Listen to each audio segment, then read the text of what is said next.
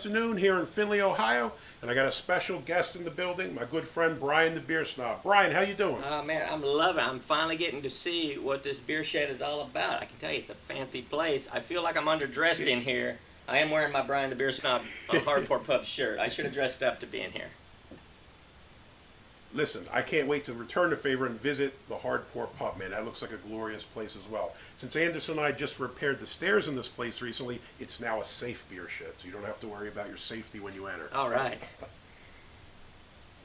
All right, so the beer that we have today is actually one called Carling Black Label, and this is from the Carling Brewery out of Toronto, Ontario, Canada. Now, that's where the brewery is headquartered, but if you look on the side of this can, it actually says it's from G. Heilman from Milwaukee, Wisconsin. Now, the Heilman Brewery does a lot of really good beers. Well, maybe not really good beers, but they do Mickey's, which I quite enjoy. They do old style, a lot of classic American beers. And this beer was actually sent to both of us by Wayne in Pennsylvania. Thank So you, one of the Wayne. great things about doing these videos is, yeah, you meet so many people, and a lot of times they'll send us videos or beers to review on the videos. So both Brian and I got this. We got the Lord Chesterfield's Ale from Yingling, and we got one from Flying Fish. It was a coffee IPA. I don't remember the name of it off the top of my head, but I'd never had it. It looked like an interesting beer. Yeah. Which one of these were you looking forward to trying the most, ma'am? Well, honestly, the one I wanted to try the most was the Chetty, only because it's something I've never ever had. The Black Label one, though, I think I saw you when you did your unboxing video of the same package that I got. You mentioned you hadn't had this in a long, long time, and I'm telling you, it's been forever since I've tried this, so I have no expectation as to what it's going to taste like, because I probably last had this back in the 1980s. It was a white can, and we were talking before we started filming here about I just looked at it and it said Carling, Canada, and I just assumed that whoever owned it before sold the recipe and no longer brewed it. Now it was brewed by Carling up in Canada, but it does say over a century of international brewing tradition, product of the USA, right on the front of the can. So it's got the Canadian flag on it, but it's brewed in the United States, so I don't think it was that fancy back in the day when I first tasted it, so I'm excited to try this. You know what? It's kind of interesting. I was talking to Anderson about it, and if you go on to Untappd, they actually have like kind of two different entries for the Carling Black Label. So I guess there's the one, the Canadian Carling, and then there's also a South African one. And I know like with a lot of these bigger breweries, you know, they tend to brew beers in different countries. So like Guinness does it in Jamaica, they brew in Belize and Ireland and in the U.S. So, you know, I'm guessing they probably do a similar thing, that maybe they brew out of multiple different places. Like you, I think the last time I had this was probably maybe 1996 or so. Like I said, I remember my grandfather used to keep pallets of kind of not great beers, kind of cheaper beers. So he'd have like this or Milwaukee's Best and stuff like that in his garage. And he lived down in South Jersey. And, you know, sometimes I'd run out of beer and he'd say, go out to the garage and grab some beers. And I'd say, okay. And I'd go out there, but there's no fridge. So it's just these beers sitting there in 90 plus degree sun. And he'd say, bring them in. And then he would crack one open and drink it. And I would think like, oh my God, I couldn't imagine drinking the not even room temperature, right? Like super hot beer that's been sitting out there. So I guess my last experience with Carling probably wasn't a great one. Well, this. All right. Go ahead. Sorry. Well, I was looking over the can and I'm noticing that I don't see an ABV on here, and I'm not expecting this thing to be off the charts crazy with the ABV, but I just don't like that when a brewery does not have the common courtesy to put the ABV on the can.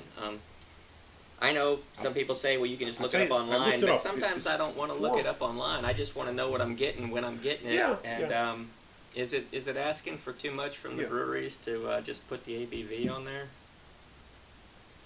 Yeah, I mean, I looked it up on Untappd and it was 4.7, but you're right. I mean, if you were to pick this up somewhere, say you're at a ball game somewhere and you're tailgating and you start drinking them, you kind of want to know what you're getting into, right? Yeah. I mean, this could be 4.5 or it could be 7.5, and there's a big difference there. If you have 3 or 4 or 5 of them, you kind of want to know what you're getting into. I mean, I'm actually surprised it doesn't have to say it by law on here somewhere. I mean, it tells you 12 ounces, but I don't see an ABV, like you said, anywhere. It's kind of strange. But it does feel cold in my All right, hand. you And ready to dig into this one? I'm a little parched. I'm going Yes, to crack this indeed. thing open. All right, I checked this out for ratings. Untapped was a 2.59, Beer Advocate at 2.3. So not spectacular ratings, but to be brutally honest, I didn't expect it would. This is a macro beer. This is something that when you're trying to save a few bucks and you want to get a few beers in, this is what you go for. So I wasn't expecting to have great ratings. That being said, we've both probably had cheaper beers that we like from time to time, and there's nothing wrong with them. I mean, there's a time and a place for just about everything. Yeah, and I want to say something. My very first video that I ever did, my very video number one on my channel, was called Introducing Brian the Beer Snob. And I think I did 4 beers that I remembered being the first beers that I had ever tried. And I don't like that video. I think I look angry. But the truth is, I was nervous. To those people watching who've never filmed a video, it's a super hard thing to do until you get comfortable doing it. It's hard sitting there talking to a camera that doesn't talk back. So I didn't have my glasses on. I was squinting. I couldn't read any of the labels. I just look horrible. But I have to leave the video up because I like to see where I've come from. Now that being said, this is also one of the beers that I used to drink in the early days. I just couldn't find it, so that's why it wasn't in that group. So I think, I don't know if I'm going to like this one now or not, but I'll be more comfortable drinking it and explaining that to the people, because I have my glasses on, and I'm more comfortable in front of the camera. I looked at my first video recently because we hit the 1 year mark, and I went back and looked at it, and I thought, oh my God, this looks like one of the proof of life videos that people release when someone's kidnapped. It was me on the back porch, my wife recording it. I'm terribly stiff and awkward. My job, I'm a college professor. I talk in front of people all day long, yet when that camera's on you, you're terrified because it is you and the camera, and any dead air, any slow time is really awkward, and it's much better when you can work off somebody else and you have somebody to collaborate with. That's why it's awesome to do collaboration videos like this. Yeah, and I get to... This beer here, let's take a look at it, I guess.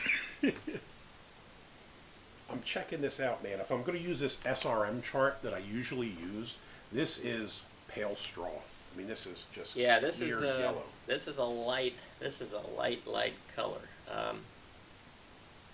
When I first poured it, I noticed the carbonation was a lot more heavier, but now that it's been sitting in the glass for a minute, it's just a little, there's bubbles coming up, but it seems to be mildly carbonated. Yeah, you're getting those little fine kind of like champagne type bubbles. When you first poured it, they were, like you said, they were everywhere, but they're fading. Head, right now I don't have much because we've been talking a little bit. When it poured, it was there, but it dissipated kind of quickly. It was kind of a thin white head. Yeah. And again, in style, a beer like this, I wasn't expecting a big, thick, creamy head or anything like that, so kind of is what it is. It's got a nice clean smell though, and it's making my mouth feel dry because I want to get some of this inside of me. Let me give it a sniff here real quick. Yeah, it's just kind of a clean beer smell. Nothing's jumping out, not overly hoppy, not any kind of crazy adjunct flavors, and that's a good thing. When you start dealing with macro beers, one of the things that initially puts me off is when you get that kind of corn sweetness. Yeah. And I'm not really picking that up on this, which is good. All right, you ready to taste this, my friend? I am. Cheers. All right, let's do it. Cheers.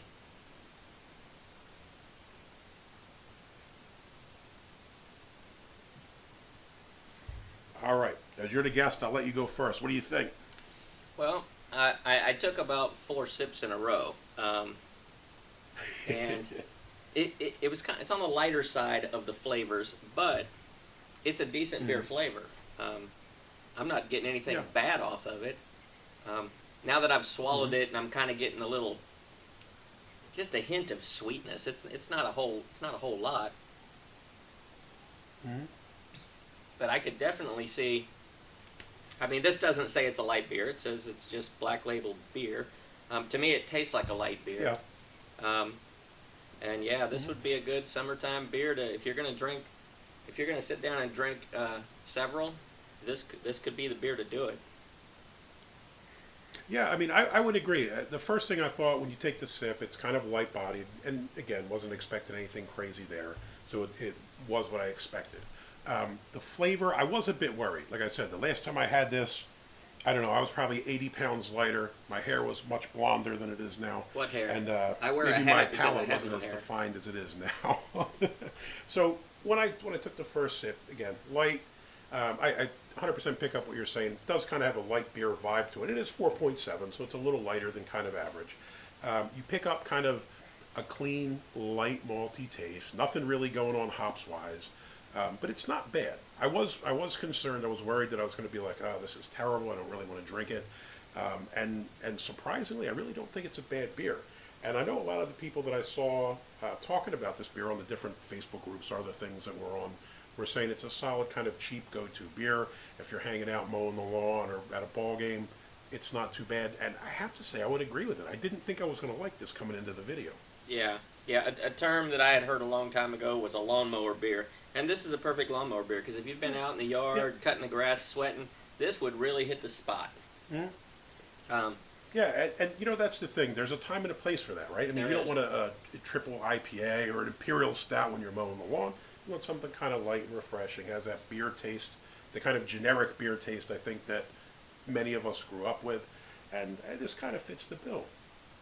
Yeah, I'm pleasantly surprised. So thank you, Wayne, for sending this to us because, like I say, it's been. I always say it all the time that I don't do a math channel. It's a beer review channel. So I don't know when 1985 was, but I guarantee you that's probably the last time I had this beer. And yeah, I liked it back then just because I liked beer. I mean, it could have been anything, and I was happy to have it. But now people get confused with my name. They say, "Oh, beer snob. He's gonna hate on all the cheap stuff." Well, no. I mean, I think for what this is a really good beer. I mean, I don't know how much it costs because we didn't buy it, but I guarantee it's not that expensive. Yeah, it's a decent beer, and I would definitely drink this if I mowed the grass. But I don't mow the grass anymore. I had to have somebody else do it for me. So I sit inside and I watch them I mow need the to grass. step my game up. I still have to do it, man. That's terrible. I need to get to your level, my friend. I'm out here dying mowing the lawn, but it's finally cooled off in Ohio, so it's not too bad now. I can get down with it. Well, I'm glad you invited me up here now because if it'd been in a couple months when there's snow all over the ground, I'd have had to politely decline because I'm allergic to snow. Oh, I'm absolutely allergic to it. Well, I like it. I'm a meaty boy. I enjoy the cold weather. The heat, it just sends me into a tizzy. I can't deal with it. And if I drink in the heat, it's even worse. Man, I lived in Florida for a few years, and the sun just absolutely crushed me. But it's a fall day, so it's the best of both worlds for guys like Brian and myself. Yeah. And I will say this. I'm shocked, but I'm going to say this. Black Label beer from Carling, Toronto, Ontario, Canada, via the G. Heilman Brewery in Milwaukee, Wisconsin. I would give it a big thumbs up. I would drink another one of these. I actually think it's a decent session beer, a decent macro beer. I totally agree. This is a thumbs up. It's like I said, I didn't know what to expect because it'd been so long I couldn't remember what it tasted like. But I tell you what, I'm impressed with what it is, and I would recommend it. Especially, you know, I always try to target those people who always drink the same. Like if you're a Bud Light guy and that's all you ever drink is Bud Light, you would not be offended by drinking this Black Label. This is is, you know, it's in that same category. It's not going to turn you off, and it's a good beer. You know, the other thing I always think about, Brian, I know sometimes we drink kind of fancier beers, and I understand some people are drinking beers on a budget. I was there for a long part of my life. So was I. So I drank a lot of Yuengling Lager and a lot of Yuengling Premium growing up because it was a cheap beer, but it happened to be a pretty decent beer compared to the other stuff that was out there. So if you're on a budget and you're looking for something, an alternative to the stuff you usually drink, you could do a lot worse than this. This is a solid beer. And it's getting a thumbs up from me and Brian, the beer snob. So take that for what it's worth, right? Two guys from different areas. We drink different types of beers. Both enjoy this. And both of us are thankful to Wayne from Pennsylvania for sending us out to us. And again, thrilled to try it. I look forward to trying the Chesterfield. The last time I had the Lord Chesterfield, I looked at Untappd, was 2013.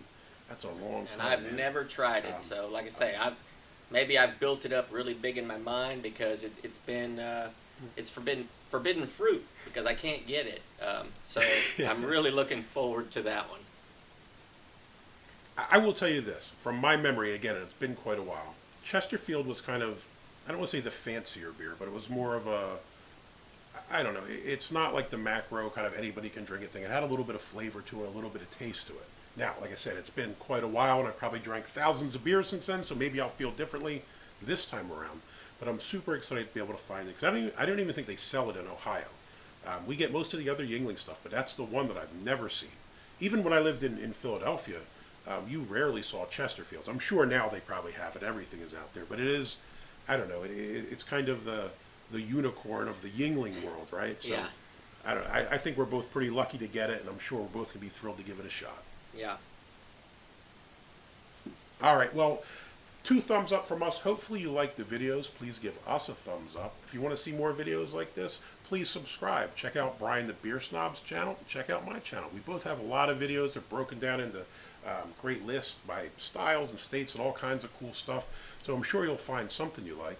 And as always, if you've had this, let us know what you think about it in the comments. If you've had something similar, if you have something you think we should try, maybe we'll do another collabo video and check out whatever someone sends us from different areas. It's always great to try new beers. So thanks everybody for your time. Have a wonderful week. Stay safe. And until next time, cheers. Cheers.